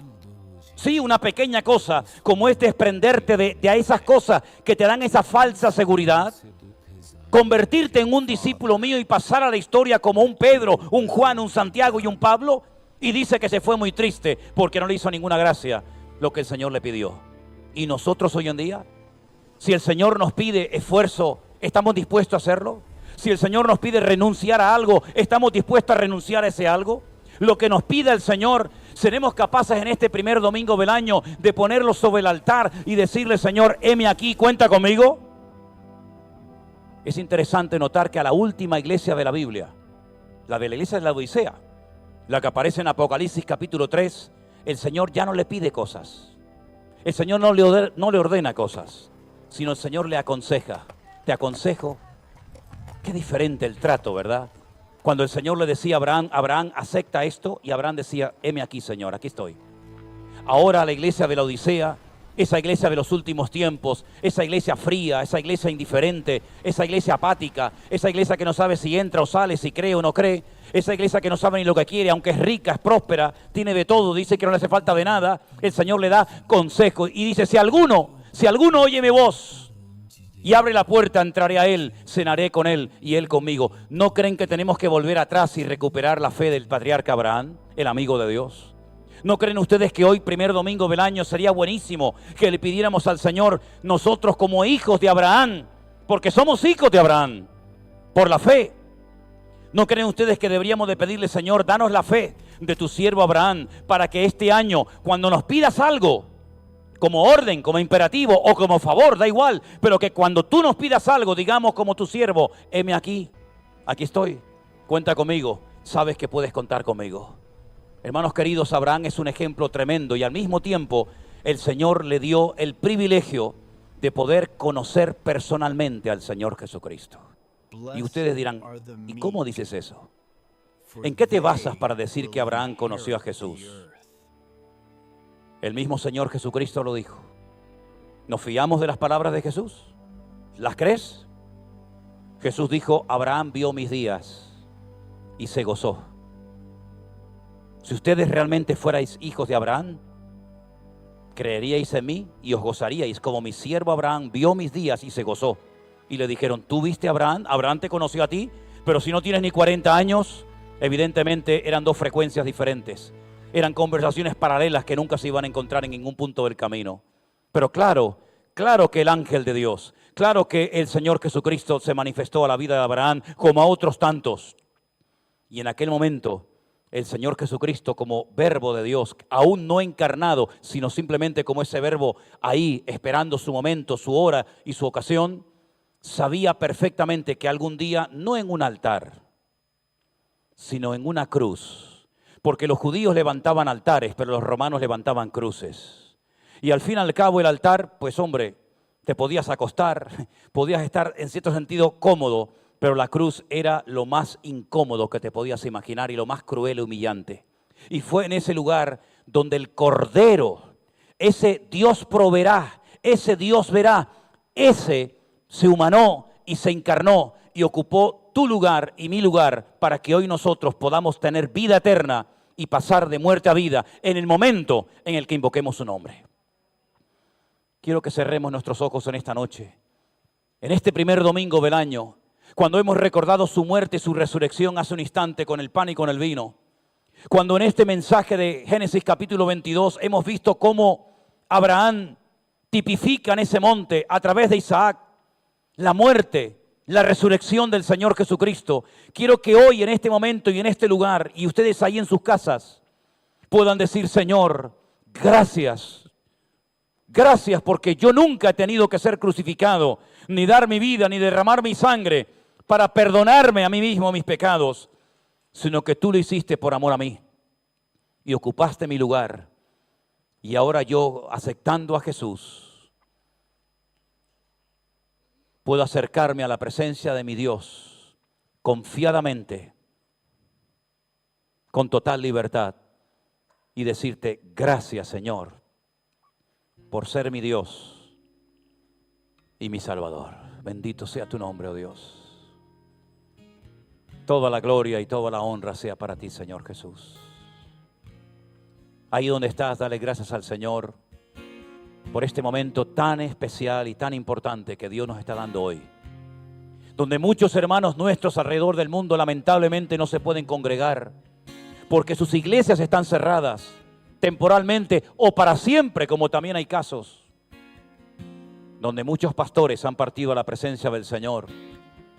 Hoy el Señor nos permite estar aquí, delante de su presencia, recordando su amor por nosotros. A ti la gloria y la honra, mi Señor. Gracias te damos de todo corazón por el privilegio que nos das de poder estar aquí, Señor. Gracias, Dios mío. Gracias, Señor, por todo lo que estás haciendo en nuestra vida y por todo lo que harás. Así como tú viste lo que pasó allí en aquel monte Moriah, tú también viste, mi Dios, lo que pasó en el monte de la Calavera, en el monte Calvario, cuando tu Hijo amado extendía sus manos y te dijo: Padre, perdónalos, porque no saben lo que hacen. Aleluya. Gracias de todo corazón, Señor. Gracias, oh Dios, de todo corazón, por tanto amor y por tanta misericordia. Queremos poner sobre el altar toda nuestra vida. Queremos poner sobre el altar todo lo que somos y tenemos y ponerlo a tu disposición, a tu servicio. Vemos en tu siervo Abraham cómo ese hombre te amó con todo su corazón, con toda su alma y con todas sus fuerzas. Y es como nosotros también te queremos amar a ti, Señor. Con todo nuestro corazón, con toda nuestra alma y con todas nuestras fuerzas, amar a Dios por encima de todo. Por encima de hijos, de padre, de madre, de familia, de herencia, por encima hasta de nosotros mismos. Te amamos a ti y queremos servirte y honrarte todos los días de nuestra vida. En el nombre de tu amado Hijo Jesús. Amén y amén. Gloria a Dios. Nos ponemos de pie, queridos hermanos. Cantamos esta alabanza a nuestro Dios. Adoramos al Rey de Reyes y al Señor de los Señores. Y nos preparamos.